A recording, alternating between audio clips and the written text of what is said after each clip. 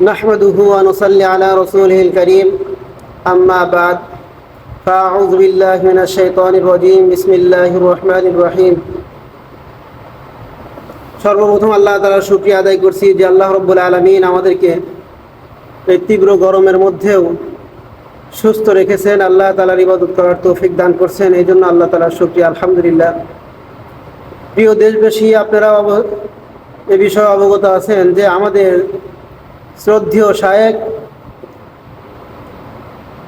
মাওলানা মামুনুল হক সাহেবকে জেল থেকে মুক্তি দেওয়া হয়েছে। এটা আমাদের প্রাণের দাবি ছিল। আল্লাহ তাআলা আমাদের দাবিকে কবুল করেছেন।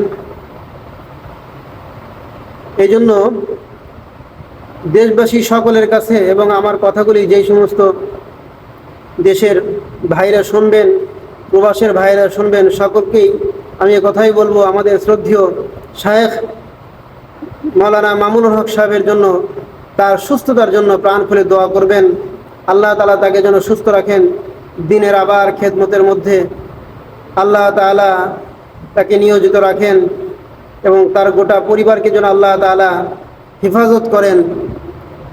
এরকম জুলুম থেকে যেন আল্লাহ তাআলা তাকে হেফাজত করেন।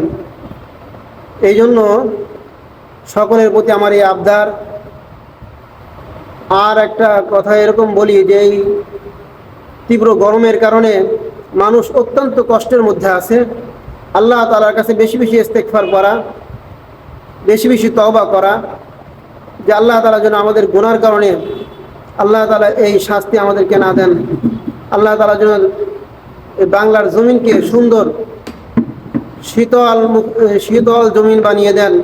তীব্র গরমকে যেন আল্লাহ তাআলা মানুষের সহায়ক হিসেবে ঠান্ডায় পরিণত করেন। ওয়া আখিরু দাওয়ানা আনিল হামদুলিল্লাহি রাব্বিল আলামিন। আসসালামু আলাইকুম ওয়া রাহমাতুল্লাহি ওয়া বারাকাতুহু।